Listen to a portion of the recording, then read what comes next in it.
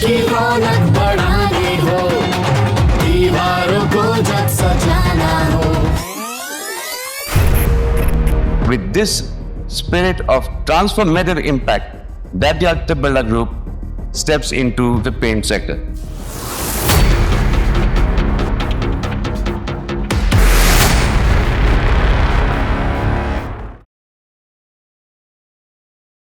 एक कंपनी जिसने आजीवन पेंट का एक कैन तक नहीं बेचा, वो 10,000 करोड़ रुपया लेके पेंट के बाजार में उतरती और महज 365 दिन के अंदर इतिहास रचते हुए भारत की तीसरी सबसे बड़ी डेकोरेटिव पेंट कंपनी बन जाती है। लोग कहते हैं ये तो रिलायंस जियो जैसे हो गया। जिस तरीके से जियो ने आकर टेलीकॉम मार्केट में भूचाल ला दिया, किसी कंपनी को बंद होने पर मजबूर किया, किसी को कंसोलिडेट करने पर मजबूर किया और देखते ही देखते बाजार का किंग हो गया, ठीक वही किया बिरला ओपस ने पेंट बाजार के साथ। आज के उस उज्जवल पाटनी शो को बहुत ध्यान से देखना, क्योंकि मेरे जीवन काल में आज तक सिर्फ एक दो ऐसी कंपनियां रही है जिन्होंने इतने कम समय में इतना बड़ा कमाल दिखाया है। तो आपको दो बहुत बड़े लेसन मिलेंगे, एक मैं अपने व्यापार में क्या करूं और दूसरा जब कोई मेरे साथ ऐसा करे तो मैं उसके साथ क्या करूं। अब मैं आपको बिरला ओपस की 6 गेम चेंजर स्ट्रेटजीज बताऊं, उसके पहले जरा इन्होंने क्या क्या किया महज 2 साल में, इसकी टाइमलाइन को तो समझ लें। क्योंकि भाई एशियन पेंट 80 साल से भारतीय बाजार का हाथी था जिसको कोई हिला नहीं सकता था। इन्होंने ऐसा कारनामा किया कि एशियन पेंट्स का प्रॉफिट एक साल में 32% नीचे चला गया। कहानी पे जरा गौर करते हैं। फरवरी 2024 बिरला ओपस 10,000 करोड़ के टर्नओवर के साथ लॉन्च हुआ। कोई भी दूसरी कंपनी होती तो लॉन्च होने के बाद धीरे धीरे फैक्ट्रीज लगाती, इंफ्रा खरीदती, लेकिन इन्होंने कमाल कर दिया। लॉन्चिंग के साथ साथ इनके 5 प्लांट ऑपरेशनल हो गए, जिनमें पंजाब, हरियाणा, तमिलनाडु, कर्नाटक और महाराष्ट्र थे। और खास बात, अक्टूबर 2025 में वेस्ट बंगाल में इनका 6वां प्लांट भी ऑपरेशनल हो गया। मतलब 2 साल में 6 प्लांट। मार्च 2025 मतलब सिर्फ अभी 13 महीने हुए, ग्रेसिम बाजार में आकर घोषणा करता है कि हम 3 साल के भीतर 10,000 करोड़ का रेवेन्यू लेकर आएंगे। और इसी मार्च 2025 में एक बहुत बड़ा टारगेट बिरला ओपस अचीव करता है, न भूतो न भविष्यति। महज 13 महीने के अंदर भारत में 1 लाख से ज्यादा आबादी वाले जितने टाउन हैं उन सब में बिरला ओपस पहुंच चुका होता है। अगस्त 2025 अभी सिर्फ 18 महीने बीते हैं और बिरला ओपस भारत की तीसरी सबसे बड़ी डेकोरेटिव पेंट कंपनी बन चुकी है। ये अचीवमेंट सीधे सीधे रास्ते से हासिल नहीं हो सकती। इसमें बिजनेस की बुक्स में जितनी भी ट्रिक्स होती, साइकोलॉजिकल बुक्स में जितनी भी ट्रिक्स होती है, उन सारी ट्रिक्स को साम दाम दंड भेद को लगाया गया। एक एक करके आइए डिकोड करते हैं एक एक गेम चेंजर स्ट्रेटजी को, और सुनकर आप हिल जाएंगे। आगे बढ़ने के पहले आपको मैं बता दूं, ये शो आप उज्जवल पाटनी यूट्यूब चैनल पर देख रहे हैं, जहां पर 600 से ज्यादा शोज है लाइफ और बिजनेस पे। हर सुबह सिर्फ एक उज्जवल पाटनी शो भी देखेंगे तो घर बैठे एक तरीके से MBE मास्टर बाय एक्सपीरियंस आप हो जाएंगे। जब भी आपको मौका मिले मेरे 2 प्रोग्राम VIP और बिजनेस गुरुकुल, उसको जरूर अटेंड करें, क्योंकि इन वीडियोस में हम महज 10-15 मिनट अपनी बात करते हैं। वहां पर जब आप कुछ दिन हमारे साथ बिताते हैं तो ऐसी सैकड़ों केस स्टडी, इनकी स्ट्रेटजीज और आप अपने बिजनेस में इनको कैसे अपनाएंगे, ये सारी चीजें सिस्टम और प्रोसेस के साथ आपके दिमाग में छाप दी जाती है। डीलर गेम के माध्यम से ओपस ने बिजनेस को ऐसा डिसरप्ट किया कि सारा बाजार हिल गया। इन्होंने देखा कि डीलर के पास क्या क्या लूप होल्स हैं। सबसे पहले इन्होंने देखा कि एशियन पेंट डीलर को देता है 5 दिन का क्रेडिट। इन्होंने उठाकर 15 से 20 दिन का क्रेडिट देना शुरू किया। अब भाई डीलर को जो ज्यादा उधार दे वो डीलर को ज्यादा प्यारा लगता है, क्योंकि उसके बाद वो अपने लिमिटेड कैपिटल में मल्टीपल बार गेम खेल सकता है। सेकेंडली इन्होंने देखा कि एशियन पेंट्स डीलर को मार्जिन देता है 4-5% की, क्योंकि एशियन पेंट्स की मोनोपोली है, डीलर की मजबूरी है, जो मार्जिन एशियन पेंट देकर रखना पड़ेगा। इन्होंने डीलर्स को बोला हम आपको लगभग 15% की मार्जिन देंगे, अलग अलग प्रोडक्ट में प्लस माइनस था। और आप सोचिए, आप स्वयं यदि एक डीलर होते, कोई आ रहा है आपको बोल रहा है मैं 3 गुना मार्जिन दूंगा और क्रेडिट पीरियड को भी 3 गुना बढ़ा रहा हूं, कौन डीलर नहीं लेगा। देखते ही देखते हिंदुस्तान के कोने कोने में इन्होंने डीलर्स एक्वायर कर लिए। अब इन्होंने देखा कि कई जगह छोटे डीलर्स हैं,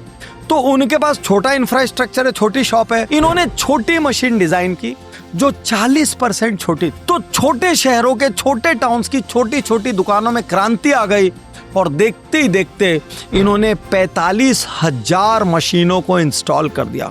एक और बहुत बड़ा कमाल, जब भी आपने पेंट खरीदा होगा आप देखे होंगे कि व्हाइट कलर के बेस पेंट में एक टिंट मशीन से टिंट डाला जाता है। तो आप एक शेड कार्ड में जिसमें हजारों कलर होते हैं उसमें से आप एक शेड को आइडेंटिफाई करते हैं। वहां पर एक कंप्यूटर होता है, उस कंप्यूटर में वो कमांड देते हैं, एक डब्बा टिंटिंग मशीन के नीचे रखाता है और उसमें से 2-3 बूंद जो कलर के रिक्वायर्ड होते हैं वो डलते हैं, जिससे कि फाइनल शेड आता है। वो टिंटिंग मशीन एशियन पेंट डीलर को बेचा करता था। लेकिन बिरला ओपस ने कमाल कर दिया। उन्होंने डीलर्स को बोला भाई टिंटिंग मशीन फ्री। तो जिन डीलर्स के पास टिंटिंग मशीन नहीं थी उनके लिए तो भाई ये गिफ्ट थी। उन्होंने तत्काल बिरला ओपस का काम लिया, फ्री टिंटिंग मशीन अपने यहाँ इंस्टॉल की। बाकी बुद्धिमानों ने जो और दूसरी कंपनी का काम कर रहे थे उन्होंने भी देखा भाई मशीन फ्री में मिल रही है, इसको इंस्टॉल कर लो। डीलर की इकोनॉमिक्स पूरी की पूरी उलट गई। डीलर को अपना सबसे बड़ा हितैषी बिरला ओपस नजर आने लगा। देखते ही देखते पूरे बाजार में कब्जा हो गया। तो ये डीलर एक्विजिशन स्ट्रेटजी हिंदुस्तान के इतिहास में अनूठी थी। डीप पॉकेट वाले लोग बड़ा पैसा लाकर एक दिन में क्या कमाल कर सकते हैं ये बिरला ओपस ने दिखाया। लेकिन सबसे बड़ी बात क्या है, ये बिरला के गेम खेलने की स्टाइल नहीं है। ये स्टाइल भारत में हमेशा से रिलायंस की रही है, इसीलिए रिलायंस जियो मोमेंट कह रहे हैं लोग बिरला ओपस की इस स्ट्रेटजी को। लेकिन ऐसा गेम खेलने के लिए दम चाहिए, हल्के पतले लोगों के बस की बात नहीं है। रिस्क एपेटाइट हाई होना चाहिए। पता है 2,500 करोड़ के रेवेन्यू में 1,500 करोड़ का बर्न हुआ है। और मुझे लगता है बिजनेस स्कूलों को ना अपने कोर्स को चेंज करना चाहिए। पुराना रिडंडेंट वो कहानियां सड़ी गली उन सब को आग लगाकर ये जो नई कहानियां है ना, अडानी की कहानी, जियो की कहानी, पतंजलि की कहानी, ये बिरला ओपस की कहानी, इन कहानियों को आप बिजनेस कोर्सेज में लेकर आना चाहिए ताकि आज अभी सामने स्टूडेंट्स देख सके कि ये कंपनी कैसे राइज की, उसके बाद राइज ही करती रही या वापस से फ्री फॉल हुई। अब भाई आपके पास पैसा है, चलो आप मशीन लगा लोगे, चलो आप प्लांट लगा लोगे, आप टेक्नोलॉजी ले आओगे, आप R&D कर लोगे, टैलेंट कहां से लेके आओगे? आखिर गेम तो ऑपरेशंस का है। एशियन पेंट्स की सबसे बड़ी लीडरशिप उसके डिस्ट्रीब्यूशन चैनल से थी। यहां पर भी बिरला ओपस ने फाड़ के रख दिया। लोग सांस रोक के देख रहे हैं ये क्या हो गया। 10 साल से एशियन पेंट्स के COO थे अजीत कुमार, उनको उठाकर इन्होंने अपनी कंपनी में ले आया। मतलब एशियन पेंट्स की सारी स्ट्रेटजीज, सारी रणनीतियां इनके टेबल पर डे 1 से थी। श्रीकांत एसके, जिनको कंज्यूमर एक्सपीरियंस में 17 साल का अनुभव था। बहुत ध्यान से समझना, ऐसा नहीं है कि इन्होंने सिर्फ एशियन से उठाया। इन्होंने बोला मार्केट में जितना प्लेयर जो कुछ भी कर रहा है सबका बेस्ट आदमी उठाकर लेकर आओ, सबकी स्ट्रेटजी हमारी टेबल पे होगी, सबकी वीकनेस हमारी टेबल पे होगी, कोई भी ऐसा राज नहीं होगा जो हमको नहीं पता होगा। तो श्रीकांत एसके रॉयल में थे, वो ट्रैक्टर में थे और भी बहुत सारी कंपनीज में थे। उन सारी कंपनीज का 17 साल का पूरा जमा खर्च इनकी टेबल पे आ गया। अब बिरला ओपस के सामने सबसे बड़ा सवाल था सेल्स कैसे आएगी। तो उन्होंने अपने बिरला नेटवर्क से, जिनको 22 साल का अनुभव था, आशीष जाजू, उनको सेल्स की कमान दी। मतलब हर पोस्ट पे बेस्ट टैलेंट को बिठाया। अब यहाँ पर एक बड़ा सवाल है, इतनी सारी कंपनी से इतने सारे लोग आए, मैंने तो यहाँ पर 2-3 ही नाम लिए, ऐसे 20-50 लोग थे आए, ये क्यों आए होंगे? हर इंसान को ग्रोथ चाहिए, हर इंसान को किसी स्क्रैच से बड़े होने वाले मिशन का हिस्सा बनना है, क्योंकि उसमें एक अलग किस्म के गर्व की अनुभूति है और इंसानी नेचर है ग्रीड। इन सब को 40 से 60% की सैलरी हाइक दी गई। ऑलरेडी इतने हाई लेवल पे बैठे होते हैं, वहां से 40 से 60%। इन सब को इक्विटी के प्रोमिसेस किए गए कि 2, 5, 10 साल के अंदर आपकी इक्विटी ही आपको करोड़ों रुपया दे देगी। और इन सब को एक विजन दिया गया, create the biggest paint company in India of India from scratch. और इन सब लोगों ने इस विजन को, इस सपने को अपने यहाँ पर ले लिया। देखते देखते बाजार को फाड़ दिया। बाजार में खूब हाहाकार मचा रहे, हमारा पोच कर रहे हैं, अरे हमारा पोच कर रहे हैं। अब पोच कर रहे हैं तो कर रहे हैं। तो पहले MNCs ये करती थी, अब इंडियन कंपनीज एक दूसरे के साथ ये कर रही। बिरला ने 45,000 मशीनें दी, सारे डीलर्स को फ्री में दी। लेकिन उन मशीनों में खास बात थी, उनमें जब भी कोई एक्टिविटी होती थी उसका डेटा बिड़ला तक लाइव पहुंचता था। उनको पता होता था हर मिनट हर क्षण कस्टमर क्या परचेस कर रहा है, क्या उसके प्रेफरेंसेस हैं, किस क्वांटिटी में वो परचेस कर रहा है, कौन सी क्वालिटी को परचेस कर रहा है, कौन से शेड को परचेस कर रहा है। अब इससे बहुत बड़ा गेम चेंजर हो गया। इसका परिणाम क्या हुआ, बिड़ला के पास सारे प्रेडिक्टिव एनालिटिक्स थे, उनको एडवांस में सारा इंफॉर्मेशन था। उन्होंने डीलर्स की इन्वेंट्री को 40% कम कर दिया। अब ध्यान से समझना, एक और बिड़ला जो है वो 3 गुना क्रेडिट पीरियड दे रहा है, लेकिन दूसरी ओर 40% इन्वेंट्री कम हो गई, तो कहीं ना कहीं जो बिड़ला का उधार था वो भी कम हो गया, कहीं ना कहीं डीलर का प्रॉफिट बढ़ गया, क्योंकि अब बिड़ला को डेटा की वजह से मालूम था कि डीलर के पास कौन सा पेंट किस सीजन में, किस महीने में, महीने के कौन से दिन में, कितनी क्वांटिटी में होना चाहिए। और बिड़ला दूसरे कॉम्पिटिटर्स के पहले, क्योंकि दूसरे कॉम्पिटिटर्स की मशीनें पुरानी थी, वो LOT एनेबल्ड नहीं थी, डेटा एनेबल्ड नहीं थी, उनके पास कस्टमर्स की लाइव ट्रैकिंग नहीं थी। बिड़ला अपने कॉम्पिटिटर्स के पहले कंज्यूमर्स के प्रेफरेंसेस को पढ़ रहा था। इससे बिड़ला के प्रोडक्शन में भी बहुत बड़ा फर्क आया। अब बिड़ला को मालूम था कि मुझे महीने के किस दिन देश के किस हिस्से में कौन सा माल भेजना है। इस वजह से उनका प्रोडक्शन बहुत टारगेटेड हो गया। टारगेटेड प्रोडक्शन से वेस्टेज कम हुआ, उनकी अपनी इन्वेंटरी कम हुई, और ओवरऑल ये डीलर से लेके बिड़ला मैन्युफैक्चरर तक सभी के लिए विन विन गेम हो गया। सार क्या है, यदि आप अपने बिजनेस में डेटा यूज कर रहे हैं तो आपके लीकेज, वेस्टेज सब कुछ कम होंगे, आपकी प्रॉफिटेबिलिटी हाई होगी। और यदि आप नहीं यूज कर रहे हैं तो आज न कल कोई ना कोई कॉम्पिटिटर यूज करके आपको निपटा देगा। और इसीलिए बहुत सारे टेक्निकल विजार्ड कहते हैं कि बिड़ला ने एक्चुअली टिंटिंग मशीन नहीं बेची, बैकग्राउंड में उन्होंने डाटा गैदरिंग मशीन बेची है। छोटा पैसा लेके आएंगे, बहुत दिन तक जंग लड़ना पड़ेगा, बड़ी मछली आपको निपटा देगी, तो बिड़ला ने अपनाया गो बिग और गो होम। भाई या तो बहुत बड़ा खेलेंगे और नहीं तो नहीं खेलेंगे। अब इसकी शुरुआत कहां से हुई, सबसे पहले इंफ्रा में पूंजी डाली गई 10,000 करोड़ डे वन में, जो कि पेंट इंडस्ट्री के लिए अपने आप में बहुत ज्यादा थी। चाहे एशियन हो चाहे JSW, किसी ने अपनी शुरुआत ऐसी नहीं की। तो 10,000 करोड़ डालने से दो चीजें थी, मार्केट को पता था ये लॉन्ग गेम खेलने के लिए आए, ट्रायल वर्जन नहीं है, सबको पता था ये एग्रेसिव गेम खेलने के लिए आए। और इवन बिड़ला के पास भी कोई प्लान भी, कोई फॉलबैक मैकेनिज्म नहीं था। उनको पता था इतनी बड़ी रकम गई है, मतलब हमको सक्सीड होना ही होना है, कोई रास्ता नहीं है। अब इन्होंने बड़ी यूनिकली अपने प्लांट्स की जगह का चयन किया। एशियन पेंट्स का एक प्लांट है, सिर्फ उससे 50 किलोमीटर दूर बिड़ला ओपस ने अपना प्लांट ठोक दिया। Direct head to head competition. Asian Paints का बहुत बड़ा ऑपरेशनल ऑफिस बेंगलोर में, उसके बिल्कुल पास चामराजनगर में इन्होंने अपना भी ऑपरेटिंग ऑफिस खोल दिया, यहां पर भी head to head. Mysore Karnataka, जो कि एशियन पेंट्स का बहुत बड़ा स्ट्रॉन्ग होल्ड है, वहीं पर जाके अपना भी प्लांट लगा दिया। लोग आपस में इस स्ट्रेटेजिक इंफ्रास्ट्रक्चर मूव की बात कर रहे हैं। भाई ऐसा तो इतिहास में कभी नहीं हुआ। आप अपने सबसे बिगेस्ट कॉम्पिटिटर से दूर जाने की जगह, नए एरिया में जाने की जगह, अपना हर प्लांट उससे 50-100 किलोमीटर दूर सेम रीजन में लगा रहे हैं। आज मैं आपसे पूछता हूं, आप इतने साल से उज्जवल पाटनी यूट्यूब चैनल पर केस स्टडी देख रहे हैं, आपको बताना है कि बिड़ला ओपस की इस स्ट्रेटजी के पीछे उनकी क्या सोच रही होगी। देखते हैं आपकी बिजनेस बुद्धि कितना चलती।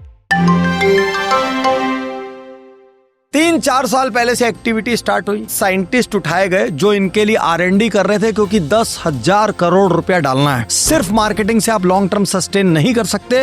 प्रोडक्ट में क्वालिटी होना चाहिए, प्रोडक्ट में इनोवेशन होना चाहिए, और प्रोडक्ट में करंट जो मार्केट प्लेयर्स हैं उनसे डिफरेंशिएशन होना चाहिए। इन्होंने मार्केट में आने के पहले ही बहुत सारे एशियन पेंट्स के मिड लेवल मैनेजर्स को पोच कर लिया, ताकि वो मार्केट से ये समझ सके कि एशियन पेंट्स के loyal customers, loyal dealers, loyal distributors, इन सब का पेन पॉइंट क्या है, कौन से कारणों से दुखी है, कौन से कारणों से सुखी है। जो सुखी है उसकी कॉपी करो, जो दुखी है उसी चीज का सॉल्यूशन दो, ताकि वो डीलर अपनी लॉयल्टी चेंज कर दे, वो कस्टमर अपनी लॉयल्टी चेंज कर दे। और चूंकि एशियन पेंट सबसे बड़ा खिलाड़ी, उसके मिड लेवल मैनेजर सालों से अपनी कंपनी में कई किस्म की बात रख रहे होंगे, कुछ मानी गई होगी, कुछ नहीं मानी गई होगी।